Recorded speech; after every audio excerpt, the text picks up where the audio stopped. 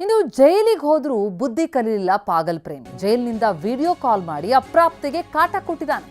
Dharwad central ಜೈಲಿನಿಂದ video call ಮಾಡಿದ್ದಾನೆ. ಅನ್ಯ ಕೋಮಿನ ಯುವಕನಿಂದ ಅಪ್ರಾಪ್ತೆಗೆ ಹಿಂಸೆ ಕೊಟ್ಟ ಆರೋಪ.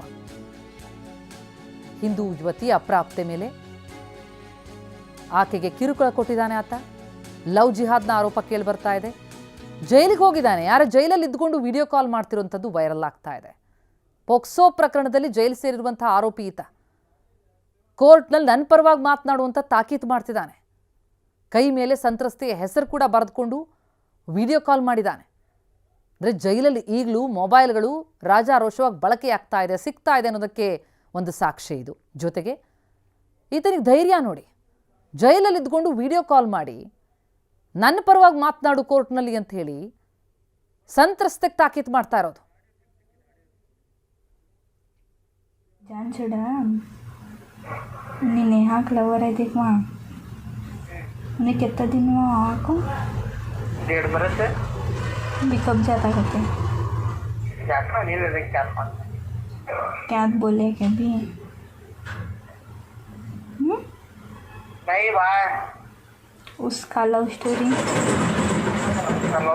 पूरा बोला नहीं क्या है बोला कि माँ किसकी जो देखी है वैसा श्वास होता मेरा भी क्या क्या माँ होता नहीं तू करती थी वैसा करती थी क्या बोल रहा थी मैं करती क्या बात करता 2 मिनट होता देखो हमारा कौन है बाहर देखने वो जान छड़ा ಎಸ್, ಈ ಪ್ರಕರಣಕ್ಕೆ ಸಂಬಂಧಪಟ್ಟಂತೆ ಡೀಟೇಲ್ಸ್ ಕೊಡ್ತಾರೆ ನಮ್ಮ ಪ್ರತಿನಿಧಿ ಸಂಜಯ್. ಈಗ ದೂರವಾಣಿ ಸಂಪರ್ಕದಲ್ಲಿದ್ದಾರೆ. ಸಂಜಯ್, ಏನಿದು ಜೈಲಿನಿಂದ ಆತ ವಿಡಿಯೋ ಕಾಲ್ ಮಾಡ್ತಾನೆ, ಸಂತ್ರಸ್ತೆಗೆ ಮತ್ತಷ್ಟು ಕಿರುಕುಳ ಕೊಡ್ತಾನೆ ಅಂತಂದ್ರೆ ಮೊಬೈಲ್ ಹೇಗೆ ಸಿಗ್ತಾ ಇದೆ?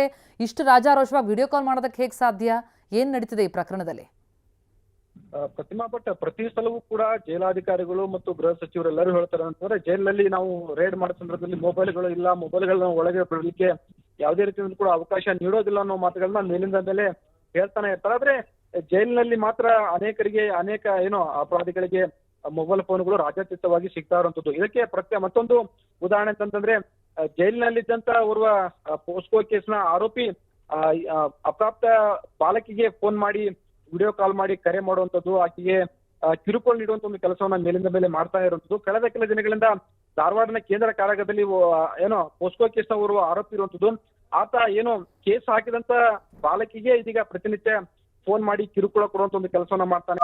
ನಿಮ್ಗೆ ನೇಹಾ ಹಿರೇಮೆಟ್ ಯಾವ ರೀತಿ ಹತ್ಯೆ ಆಯ್ತು ಅದೇ ರೀತಿ ನಾನು ಕೂಡ ಹತ್ಯೆ ಮಾಡ್ತೇನೆ ಅಂತ ಜೀವ ಬೆದರಿಕೆ ಹಾಕ್ತಾನೆ. ಇಲ್ಲಿ ಅನೇಕರಿಗೆ ಫೋನ್ಗಳು ಅಂದ್ರೆ ಸಾಕಷ್ಟು ಸಿಗ್ತಾ ಇದೆ ಅನ್ನೋ ಮಾತುಗಳನ್ನು ಕೂಡ ಹೇಳ್ತಾ ಇರ್ತದ್ದು.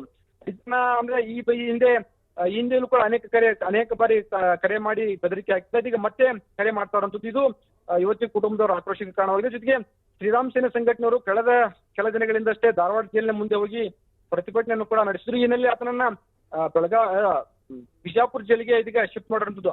ಆದ್ರೂ ಕೂಡ ಜೈಲಿನಲ್ಲಿ ಈ ರೀತಿಯಾಗಿ ಹೇಗೆ ಮೊಬೈಲ್ ಫೋನ್ಗಳು ಸಿಗ್ತಾ ಅನ್ನುವಂಥದ್ದು ಯಕ್ಷ ಪ್ರಶ್ನೆ ಆಗ್ತದೆ. ಇದು ಜೈಲಾಧಿಕಾರಿಗಳ ಮತ್ತು ಜೈಲಿನ ಸಿಬ್ಬಂದಿಯ ಒಂದು ಸಹಾಯವಿಲ್ಲದೆ ಈ ರೀತಿಯಾಗಿ ಸಿಗ್ಲಿಕ್ಕೆ ಸಾಧ್ಯವಿಲ್ಲ. ಬಗ್ಗೆ ಸರಿಯಾಗಿ ಕ್ರಮಗಳನ್ನ ಕೈಗೊಳ್ಳಬೇಕು ಅಂತೇಳಿ ಕುಟುಂಬದವರು ಆಗ್ರಹ ಮಾಡ್ತಾ ಇರುವಂತದ್ದು. ಪ್ರತಿಮಾ ಭಟ್, ಥ್ಯಾಂಕ್ ಯು ಸಂಜಯ್.